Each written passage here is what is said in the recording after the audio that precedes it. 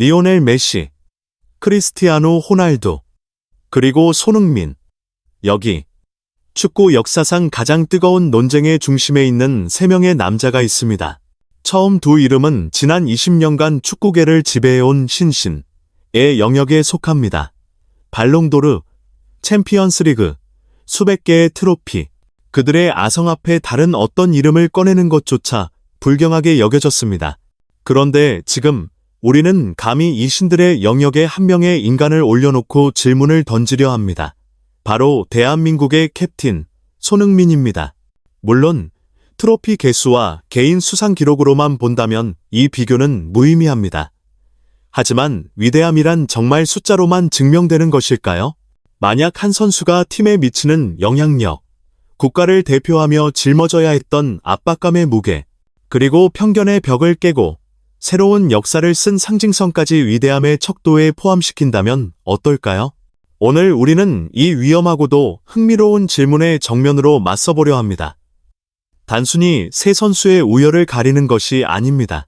메시와 호날두가 써내려간 신들의 역사와 손흥민이 써내려가고 있는 인간의 역사가 어떻게 각기 다른 방식으로 위대함의 경지에 도달했는지 그 깊고도 다른 서사를 파헤쳐보고자 합니다. 신의 영역에 도전한 가장 위대한 인간, 그 눈부신 이야기 속으로 지금 바로 여러분을 초대합니다. 이야기를 시작하기에 앞서 우리는 냉정한 현실부터 마주해야 합니다. 바로 숫자의 영역입니다. 리오넬 메시, 8개의 발롱도르, 크리스티아노 호날두, 5개의 발롱도르. 두 선수가 들어올린 챔피언스리그 트로피를 합치면 무려 9개에 달합니다. 각국 리그 우승, 득점왕, 수백 개의 공격 포인트. 그들의 기록은 인간의 것이라고 믿기 힘든, 그야말로 신의 영역에 있습니다. 축구 역사상 그 어떤 선수도 이 두 선수만큼 꾸준하고 압도적으로 세계 축구를 지배한 적은 없었습니다. 메오 대전은 단순한 라이벌리가 아니라 축구라는 스포츠의 기준점 자체를 비현실적인 수준으로 끌어올린 위대한 시대였습니다. 그렇다면 손흥민은 어떤가요?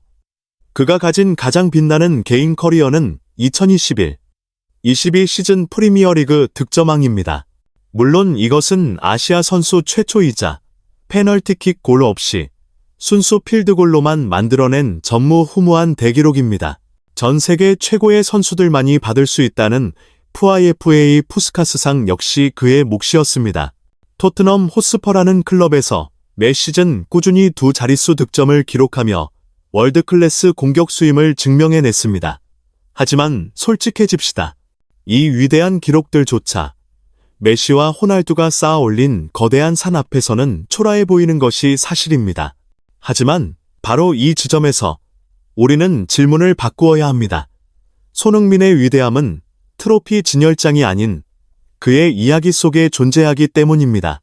그의 위대함은 무엇을 이뤘느냐가 아니라 어떻게 이뤄냈느냐에 있습니다. 첫째, 그는 언더독의 심장이었습니다.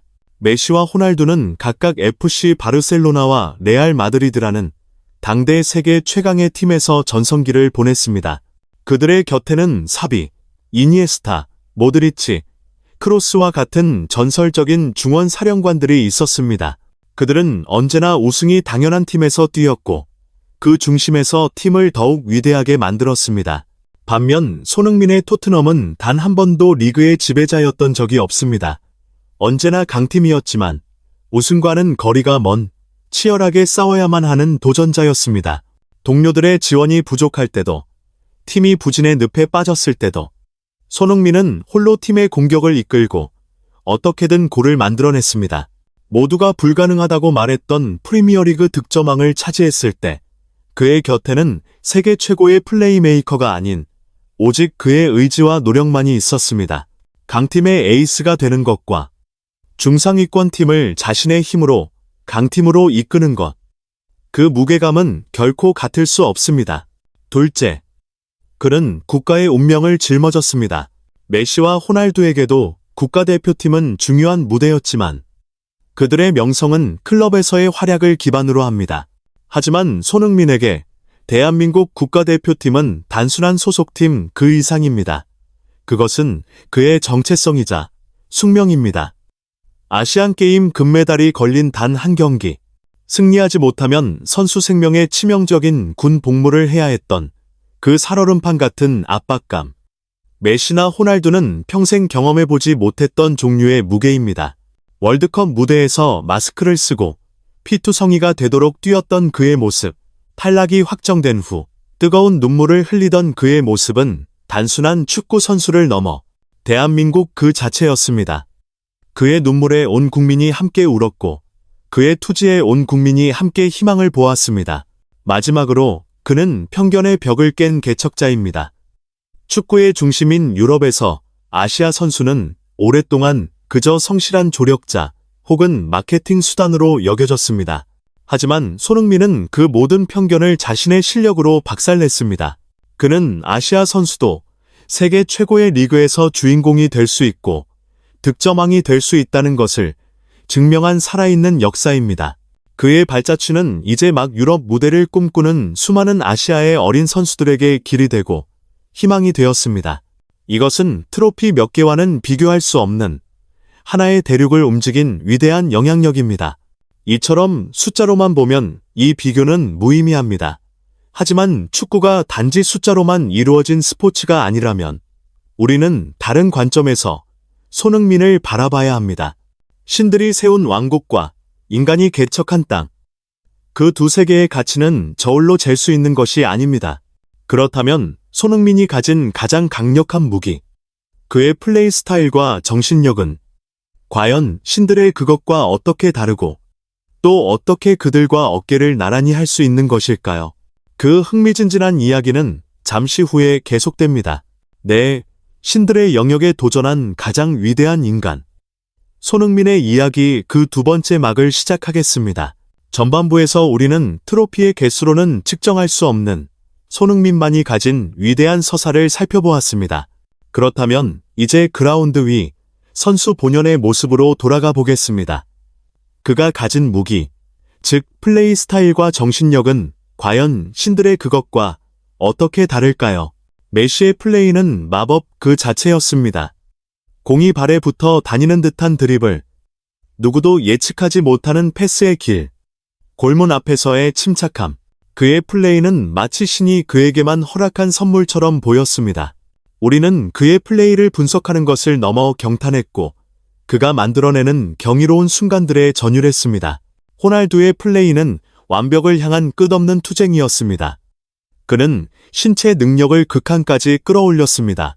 폭발적인 스피드, 엄청난 점프력, 그리고 골문 앞에서의 무자비한 결정력.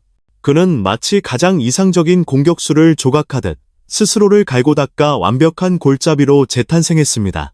그의 모든 움직임에는 최고의 자리를 향한 지독한 야망이 서려 있었습니다. 그렇다면 손흥민의 가장 강력한 무기는 무엇일까요? 바로 노력으로 완성된 양발입니다. 이것은 타고난 재능이 아닌 인간 승리의 증거입니다.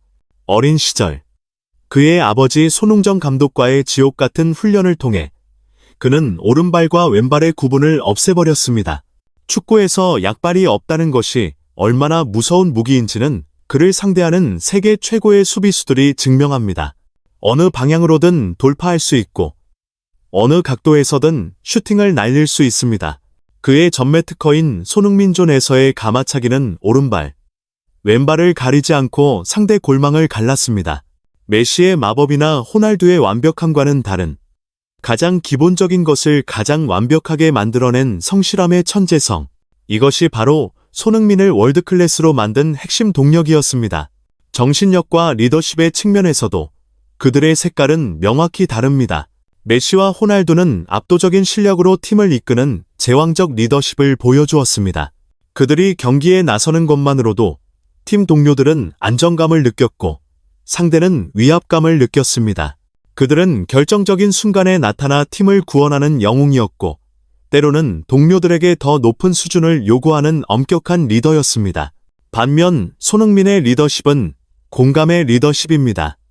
그는 토트넘과 대한민국 국가대표팀의 주장을 맡으며 팀원들을 하나로 묶는 구심점 역할을 했습니다.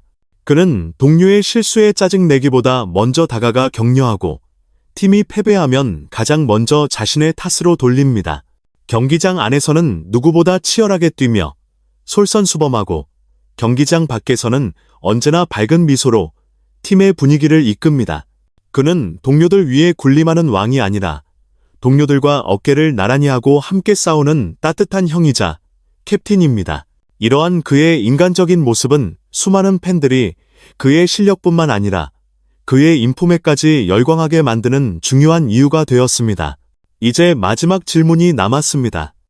그들이 남길 유산, 레가시은 어떻게 다를까요?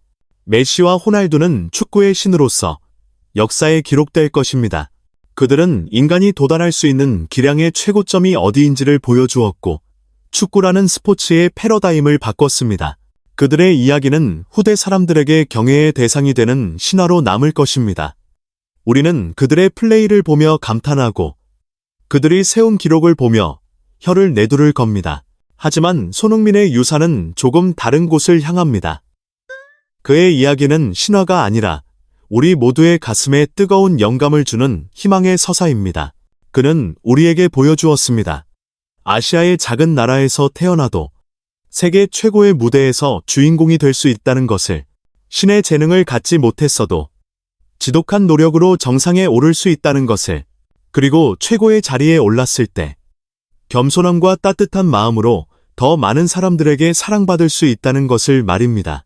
메시와 호날두의 이야기가 우리에게 감탄을 자아낸다면 손흥민의 이야기는 우리에게 나도 할 수 있다는 용기를 줍니다.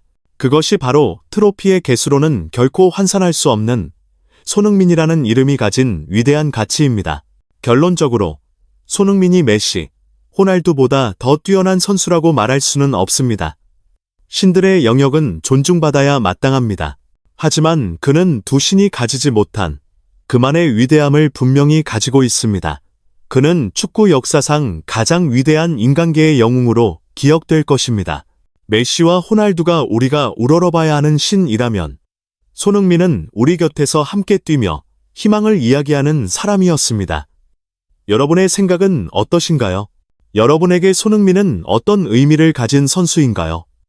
댓글을 통해 여러분의 소중한 의견을 함께 나누어 주시길 바랍니다. 오늘 이야기에 공감하셨다면 저희 채널을 구독하시고 앞으로도 더 깊이 있는 축구 이야기들을 함께 해주십시오. 감사합니다.